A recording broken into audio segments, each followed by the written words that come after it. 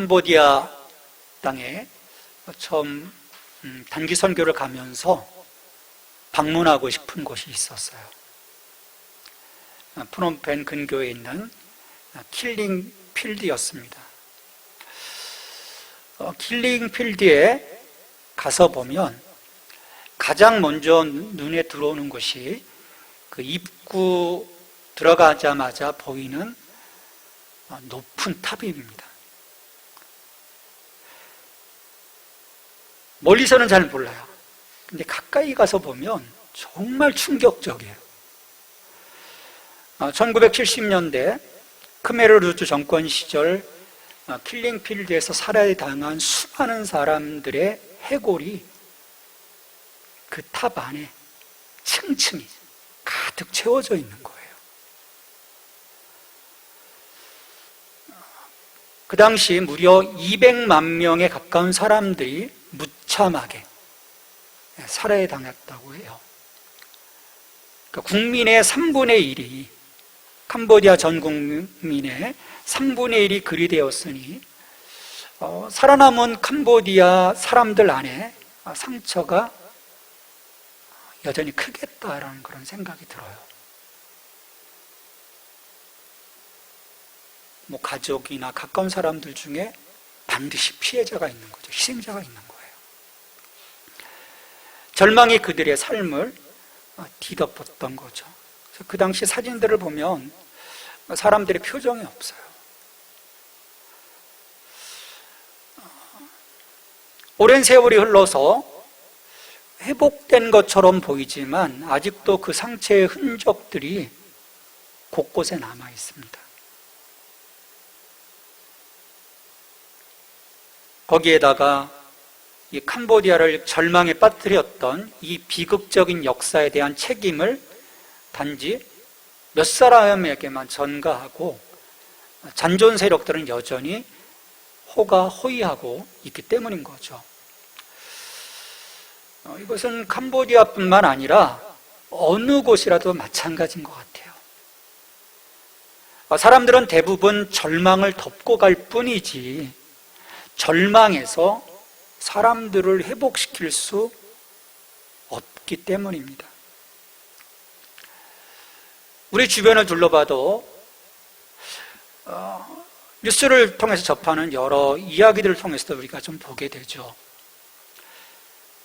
생존자가 얼마 남지 않은 위안부의 문제, 또다시 절규하기 시작한 어떤 그 세월호 사건의 유족들, 또 1년에 2,000명 이상이 산업 현장에서 재해로 죽는 이런 문제들, 정인이와 같은 아동학대와 같은 이 절망, 상처, 고통, 이 죽음으로부터의 이 온전한 회복은 요원한 일처럼 보이는 거예요. 저는 그런 생각이 듭니다. 이 타락한 세상과 사람들로서는 불가능한 일이다라고 생각이 들어요. 왜냐하면 한순간 사람들은 거기에 대해서 생각하다가도 또 시간이 지나면 그냥 싹 덮고 가기 때문인 거죠. 그 속이 썩어 문드러져도 상관이 없는 거예요. 캄보디아 킬링필드의 수많은 뼈처럼 이런 많은 문제들은 인간 스스로는 넘어설 수 없는 깊은 절망을 우리에게 보여주는 것이죠. 주전 6세기경에 이와 같은 극한 절망 앞에 선 한 사람이 있었습니다. 주전 597년 여호야긴 왕이 바벨론의 그 왕에 의해서 포로로 잡혀갈 때 많은 사람들이, 그 지도자들이 잡혀갔는데 그때 같이 끌려간 에스겔이었어요. 그는 제사장 가문의 청년이었습니다. 그가 바벨론에 포로로 잡혀가서 주전 593년에 바벨론에서 선지자로서 하나님의 부르심을 받아요.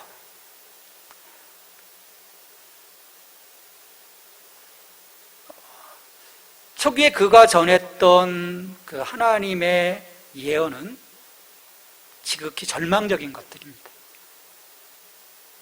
그럼 환상 중에 하나님의 영광이 예루살렘 성전과 예루살렘 성에서 떠나는 것을 보았어요. 하나님의 영광이, 그 거룩함의 영광이. 이스라엘 그 누구도 그렇게 될 것을 믿으려 하지 않았던 비극적인 일이었습니다. 결국은 환상대로 예루살렘은 주전 586년 처절하게 무너지고 말죠. 망하죠. 멸망 이후 선지자 에스겔은 어느 날 하나님의 영에 의해 또 다른 절망의 현장 앞에 서게 됩니다. 그곳은 마치 킬링필드와도 같았어요. 지금은 깨끗하게 정비돼서 그렇죠. 초기에 그 킬링필드에는 그 뼈들이 그냥 굴러다녔거든요. 골짜기는 사방으로 뼈가 가득 찼습니다. 힘이 마른 뼈들이었어요. 이때는 남유다가 바벨론에 의해 멸망당한 후 얼마 안 되는 시기라고 추정을 합니다. 그걸 바라보는 순간 에스겔은 직감했을 거예요. 골짜기 지면에 가득한 힘이 마른 뼈들이 자기 민족의 모습이라는 것을 그는 알았을 거예요. 그 뼈들은 죽어 매장도 되지 않은 채, 실은 최소한의 존중도 받지 못한 저주받은 죽음인 거죠. 그런 뼈들로 가득 찬 골짜기에 섰을 때 여러분 에스겔에게 어떤 마음이 들었을까요?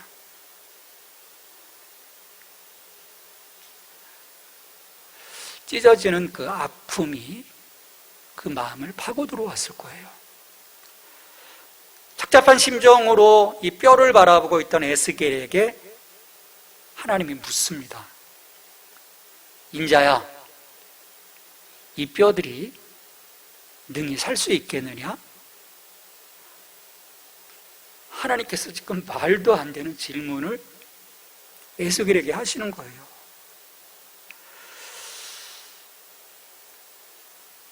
저는 이 상황을 우리들 속에서도 종종 경험되어지는 상황이라고 봐요.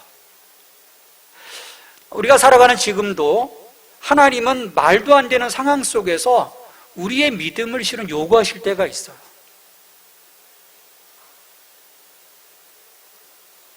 좀 황당한 거죠. 하나님 이거 지금 뭡니까 하나님? 그럼 그때 어떻게 대답하시겠습니까? 아니요. 어떻게 이게 살아납니까? 그렇게 대답하시겠습니까? 우리가 직면한 많은 일들이 받아들이기에는 너무도 어려운 상황들이 실은 많죠.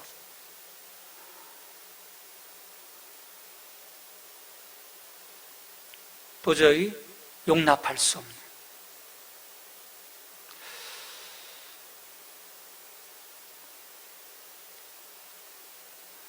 우리의 그 마음을 너무도 무너지게 하는 그런 상황들.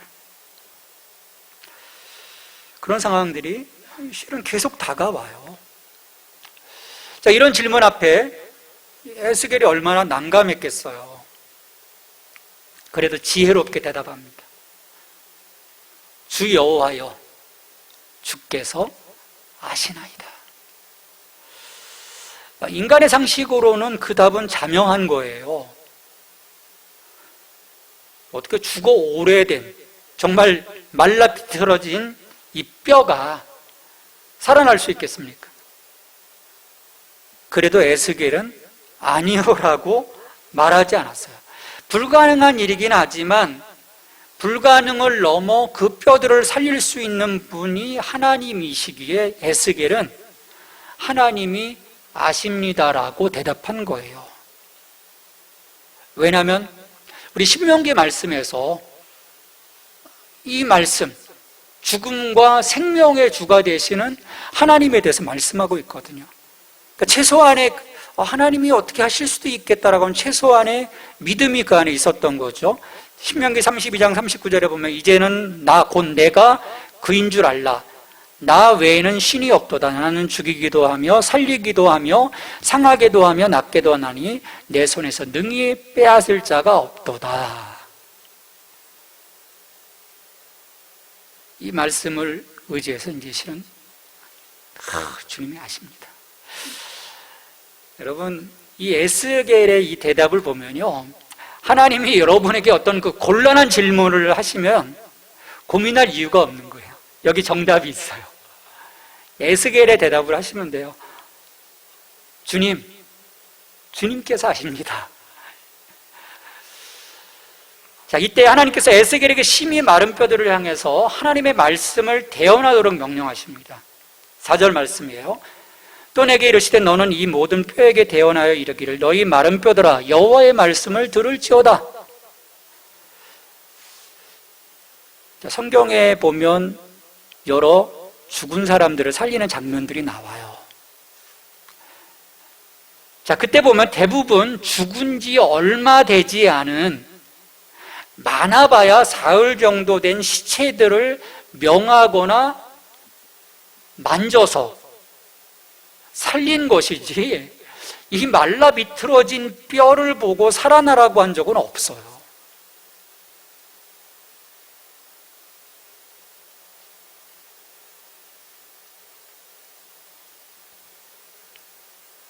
근데 뼈를 향해서 들으라고 말씀하는 거예요. 뼈를 향해서. 하나님은 지금 이상한 그 퍼포먼스를 하시려는 거 아니에요. 이제 이 상황 속에서 그 마른 뼈와 같은 상황 속에 처해져 있는 이스라엘을 향해서 하나님은 이 상황을 지금 선포하고 계시는 거죠. 그러니까 환상을 통해서 하나님 말씀을 정작 들어야 하는 마른 뼈들이 곧 이스라엘의 족속임을 말씀하고자 하시는 그 목적이 여기 있는 거죠.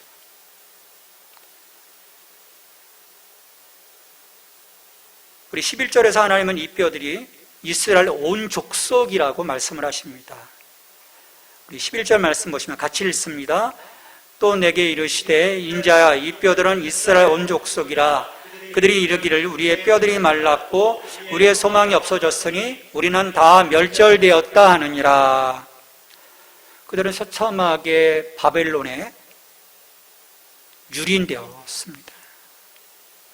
마지막 왕 시드기야는 눈이 뽑힌 채 그 앞에서 자기 아들들이 죽는 장면을 보고요, 눈을 뽑힌 채 쇠사슬에 묶여 포로로 잡혀갔어요. 많은 이들이 죽었습니다. 살아남은 자들은 바벨론으로 끌려갔어요. 예루살렘 성전은 처참하게 무너졌고 성벽은 완전히 폐허가 되었어요. 하나님의 영광이 예루살렘 성을 떠나지 않을 것이라고 믿었는데 그 모든 것이 무너져 버렸습니다. 그래서 탄식하는 거예요. 우리의 뼈들은 말랐고 우리의 소망은 없어졌으니 우리는 다 멸절되었도다. 그들은 골짜기 가운데 가득한 마른 뼈들이었어요. 그들은 절망 그 자체였습니다. 하나님은 그렇게 말라 비뚤어진 그 뼈와 같은 이스라엘에게 여호와의 말씀을 들으라고 명령하시는 거예요.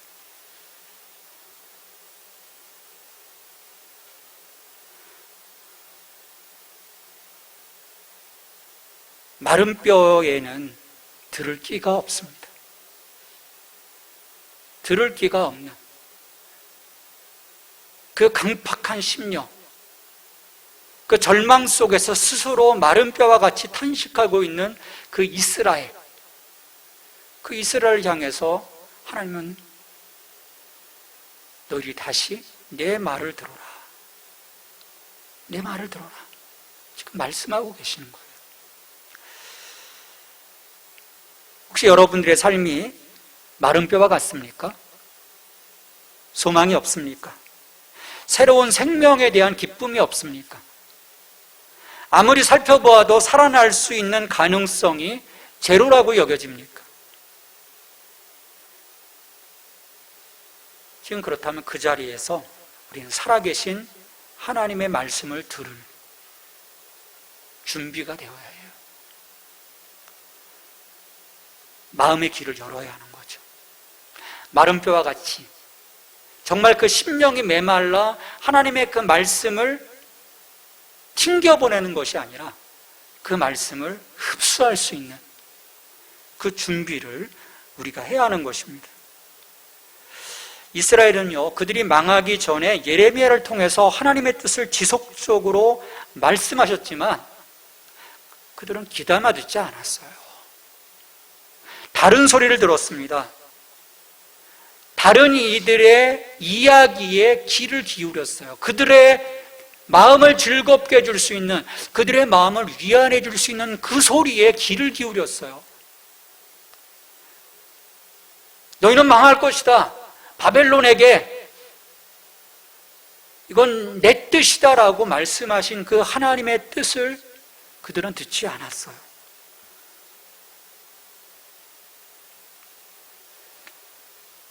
결국 처절하게 그들은 멸망하게 되었던 거죠. 그러게 이스라엘의 그 말라버린 심령을 향해서 여호와의 말씀을 들으라 오늘 요청하고 계시는 거예요. 오늘 우리가 하나님의 말씀에 그래서 귀를 기울여야 합니다. 다른 것에 귀를 기울이지 말아야 돼요. 회복될 수 있으리라고 우리에게 속삭이지만 그것들은 오히려 우리가 직면한 절망을 더욱 깊어지게 할 뿐입니다. 오히려 회복 불능의 상태로 우리를 몰아갈 거예요. 오직 우리의 회복은요, 하나님의 말씀을 들음으로부터 시작이 되는 것입니다. 지금 우리가 누구의 말을 듣고 있느냐가 그래서 중요해요. 여러분, 지금 여러분의 그 통신 라인을 점검하시길 바랍니다. 내가 지금 누구의 말을 듣고 있는가? 하나님은 마른 뼈 이스라엘을 향해 에스겔에게 하나님의 말씀을 대언하게 하셨습니다. 5절에 보면 주 여호와께서 이 뼈들에게 이같이 말씀하시기를 내가 생기를 너희에게 들어가게 하리니 너희가 살아나리라. 또 6절에서 너희의 힘줄을 두고 살을 입히고 가죽으로 덮고 너희 속에 생기를 넣으리니 너희가 살아나리라. 또 내가 여호와인 줄 너희가 알리라 하셨다 하라. 에스겔이 하나님 말씀을 이대로 대언하니까 놀라운 일이 일어나죠. 마른 뼈들이 서로 연결되기 시작합니다. 거기에 힘줄이 생기고 살이 오르고 가죽이 덮였어요. 근데 그 속에는 여전히 생기가 없어요. 이때까지는 그냥 죽은 시체일 뿐이에요. 널려있는 죽은 시체. 마지막으로 하나님께서 에스겔에게 명하십니다. 9절 말씀이에요. 같이 읽습니다. 또 내게 이르시되 인자야 너는 생기를 향하여 대언하라. 생기에게 대언하여 이르기를 주 여호와께서 이같이 말씀하시기를 생기야 사방에서부터 와서 이 죽음을 당한 자에게 불어서 살아나게 하라 하셨다라. 마지막 하나님의 말씀이 선포되자 놀라운 일이 일어납니다. 생기가 사방에서 불어와 죽은 자들에게 들어가는 거예요. 여기에서요, 생기는요, 하나님의 호흡입니다. 루아흐, 호흡이고 숨이에요. 그 생기가 들어가자 마침내 죽었던 자들이 살아납니다. 그들이 극히 큰 군대를 이루는 거죠. 10절에 이에 내가 그 명령대로 대언하였더니 생기가 그들에게 들어가며 그들이 곧 살아나서 일어나 서는데 극히 큰 군대더라. 여러분, 하나님의 구원의 역사는요, 제2의 창조 사역입니다. 흙으로 사람을 빚으시고 하나님의 숨을 불어넣자 네페시하야 생명이 되었던 것처럼 사망과 절망의 자리에서의 회복은 하나님의 호흡과 연결되어 있어야 합니다. 하나님이 우리에게 생기를 불어넣어 주셔야 하는 거예요. 그 하나님의 호흡으로 우리는 진정으로 살아있는 자가 되는 것입니다. 생명이 되는 거예요. 그 영이 떠나가면 우리는 단지 육신일 뿐인 거예요. 생명이 아닌 거예요. 그냥 짐승처럼 살아가는 것입니다. 오늘 이 연결은요, 오늘 성령 안에서 이루어지는 것입니다.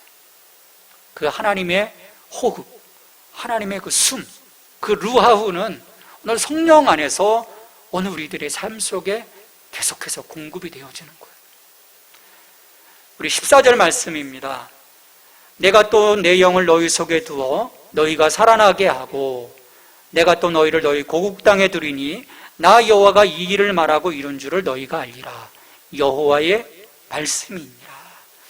내가 또 내 영을 너희 속에 두어 너희가 살아나게 하고 내 영을 두어 내 호흡을 두어 내 숨을 두어 너희로 하여금 생명이 되게 하시겠다라는 거예요. 하나님과 동행하는 생명이 되게 하시겠다라는 거죠. 이것이 성령 안에서 이루어지는 것입니다. 그래서 부활하신 예수님께서 제자들에게 오셨을 때 뭐라고 말씀하세요? 요한복음 20장 22절에 보면 그들을 향하여 숨을 내쉬며 이르시되 성령을 받으라 라고 말씀하세요. 성령을 받으라. 이스라엘은 비록 바벨론에 의해 멸망했지만 하나님은 그들을 저버리지 않으셨습니다. 그들 스스로는 소망 없는 무덤 속에 있다고 했지만 하나님은 그들을 무덤으로부터 나오게 하셨어요. 무덤 속으로 들어가게 하신 분도 하나님이시지만 그 무덤으로부터 나오게 하시는 분도 하나님이신 거예요.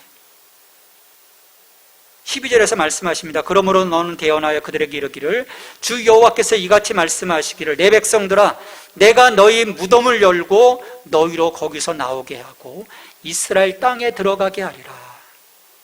무덤을 나와 약속의 땅으로 가겠다고 하는 회복을 통해서 하나님의 백성들이 하나님을 진정 알기를 원하셨어요. 13절에서도 그래서 반복적으로 말씀하십니다. 내 백성들아 내가 너희 무덤을 열고 너희로 거기에서 나오게 한즉 너희는 내가 여호와인 줄 알리라.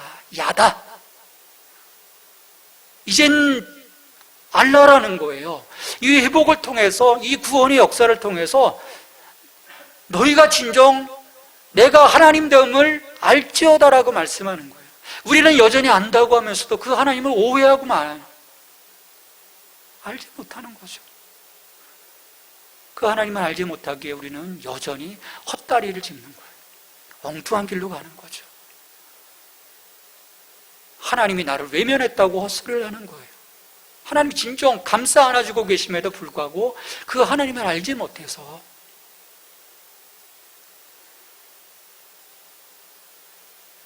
이스라엘로 하여금 무덤으로 가도록 심판하셨고 그 절망의 무덤을 열고 거기에서 나오게 하시는 분은 오직 하나님이십니다.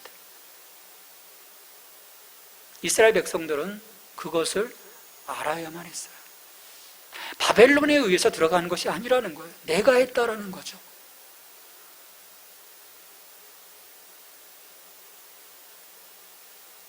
이 70년 포로 생활을 통해서 이스라엘 백성들은요 하나님을 알아가는 많은 영적 작업들을 합니다.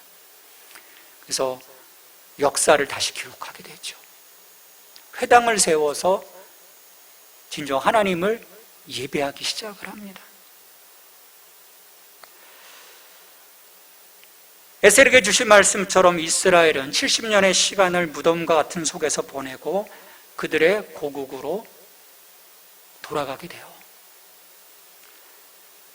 그것은 14절 말씀처럼 하나님께서 이 일을 말씀하시고 이루셨기에 가능한 거죠.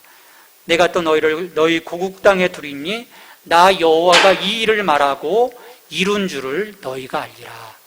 여호와의 말씀이니라. 우리의 삶의 회복은 하나님을 믿고 그분을 알므로써 시작이 됩니다. 하나님의 말씀을 듣는 것으로부터 시작이 돼요. 나아가 그 구체적인 행동은 말씀인 예수 그리스도 안에 거하는 것입니다. 그리고 실제적으로 성령님과의 연합 안에서 이루어지는 거예요. 로마서 8장 12절에서 사도 바울은 선포를 합니다. 우리 11절 말씀 같이 읽습니다. 로마서 8장 11절. 예수를 죽은 자 가운데서 살리신 이의 영이 내 안에 거하시면 그리스도 예수를 죽은 자 가운데서 살리신 이가 너희 안에 거하시는 그의 영으로 말미암아 너희 죽을 몸도 살리시리라. 아멘. 여러분, 무덤에 있던 이 마른 뼈와 같은 이스라엘을 나오게 하시고 새롭게 하신 분이 하나님이심을 여러분 믿으십니까? 심판과 구원의 역사를 이루시는 하나님을 여러분들이 잘 알고 계십니까? 믿고 잘 안다고 하면서 근데 우리는 왜 절망을 할까요? 왜 탄식을 할까요? 이스라엘 백성들이 그렇게 외쳤던 것처럼 우리들의 뼈가 말랐고 우리의 소망이 없어졌으니 우리는 다 멸절되었다 외쳤던 것처럼 여전히 우리는 왜 삶의 자리에서 탄식하고 있는 걸까요? 하나님은 너희를 무덤에서 나오게 하시겠다고 약속하셨음에도 여전히 우리가 힘들어할 때가 있어요. 하나님은 약속하셨는데 내가 무덤 문을 열고 너희를 나오게 할 것이다 라고 말씀하셨는데 우리 스스로 열려진 그 무덤 속에 앉아있는 경우들이 많은 거예요. 여러분 왜 그런지 아십니까? 그것은요, 사람들이 자기 소리, 자기 감정에 몰입하고 있기 때문이에요. 그로 인해서 실은 하나님의 말씀을 전혀 듣고 있지 않은 거예요. 자기 소리, 자기 감정에 충실할 뿐입니다.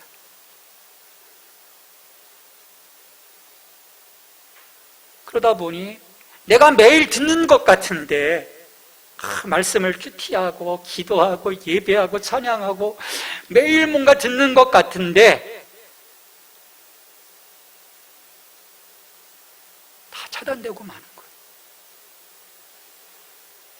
튕겨나가는 것이죠. 다 흩날려버리는 거예요. 결국 그 어떤 회복의 역사도 일어날 수 없는 거예요.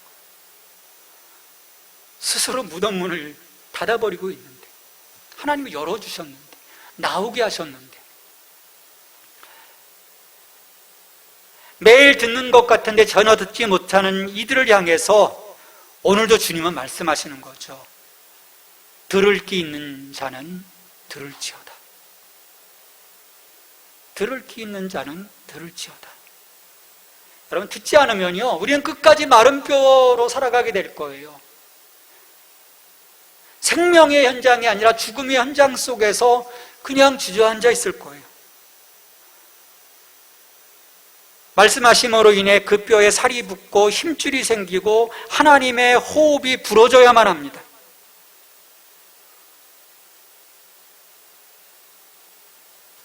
마른 뼈가 스스로 절대로 살아날 수 없기 때문에 하나님이 생명의 숨을 불어넣어 주셔야 돼요. 그러기 위해서는 내가 하나님의 말씀을 들어야 해요. 너희가 살아나리라 말씀이 우리의 귀에 선포되어야만 합니다. 그래서 우리는 그 소리에 귀를 기울이는 것이죠. 우리의 심령이 말씀을 청종해야 하는 것이죠. 왜 그렇습니까? 말씀으로 우리를 살리시고 회복하실 분은 오직 여호와 하나님 뿐이시기 때문입니다. 너희가 살아나리라, 너희가 무덤에서 나오리라 하나님의 말씀이 선포되어 절망이 그쳐지고 생명의 주이신 예수 그리스도 안에 소망으로 모든 삶의 전환이 이루어지는 한 해, 회복의 해가 되기를 주님의 이름으로 축원합니다. 우리 같이 기도하십시다. 같이 기도할 때 주님, 우리가 말씀을 듣겠습니다. 마른 뼈와 같은 나의 이 상황에 내가 몰입하지 아니하게 하시고 그런 상황, 무덤 속과 같은 그 상황에서 우리를 나오게 하시는 하나님의 그 숨을 불어넣어 주시는 그 하나님의 말씀에 내가 충실하게 도와주시옵소서. 그래서 회복의 역사가 이루어지게 도와주시옵소서. 우리 같이 기도하고 제가 마무리 기도하고요, 함께 사도신경으로 신앙 고백합니다. 기도하십시다. 하나님, 이 시간 우리의 귀를 열어 하나님의 말씀을 듣기를 원합니다. 주님, 그 이스라엘 백성들이 그 마른뼈와 같은 강팍한 그 심령 속에 하나님의 그 말씀을 그들이 거절하였습니다. 다시금 그들을 향해 하나님 선포하십니다. 들으라, 여호와의 말씀을 들으라. 너희 마른 뼈들아, 여호와의 말씀을 들으라. 주님, 우리가 듣게 하여 주시옵소서. 주님, 우리 스스로 살아날 수가 없습니다. 하나님, 우리의 감정, 우리의 소리에 너무 몰입해 하나님 스스로 하나님 그 상황 속에 갇히지 않게 하여 주시옵소서. 우리를 건져주시는, 우리를 구원하시는 하나님의 구원 역사 안에 우리가 거할 수 있도록 도와주시옵소서. 하나님, 우리의 심령이 살아나기를 원합니다. 하나님, 마른 뼈와 같은 우리의 심령이 주님의 그 말씀을 들을 수 있기를 원합니다. 회복시켜 주시옵소서. 성령 안에서 그 일이 이루어지게 하여 주시옵소서.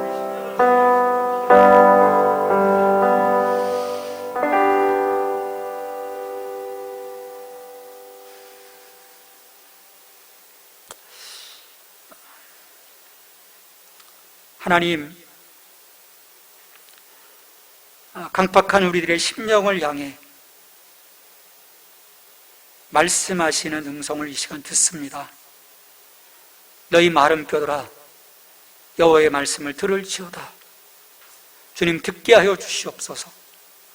더 이상 우리의 감정, 우리의 소리에 함몰되어 말씀을 차단하고 스스로 탄식하며 절망해하는 그 자리 속에 점점 깊어져가는 그 근심으로 말미암아 그 속에 노예가 되는 것이 아니라 우리를 자유케 하시고 우리를 해방시켜 주시고 우리를 구원하시는 하나님의 말씀하심 앞에 온전히 서게 하여 주시옵소서. 오늘 우리의 삶의 무덤을 열어주신 하나님이십니다. 우리에게 생명의 기운을 열어주신 하나님이십니다. 그리스도 안에서 생명의 기쁨을 주셨습니다. 주님, 그 기쁨을 누릴 수 있도록 올 한 해 말씀에 더욱더 귀를 기울이게 하시고 주님, 그 말씀이 우리의 삶에서 선포되어지며 새로운 생명의 은혜를 누리고 나갈 수 있는 2021년 한 해, 회복의 한 해가 될 수 있도록 주님 기름 부어 주시옵소서. 예수님의 이름으로 기도합니다. 아멘.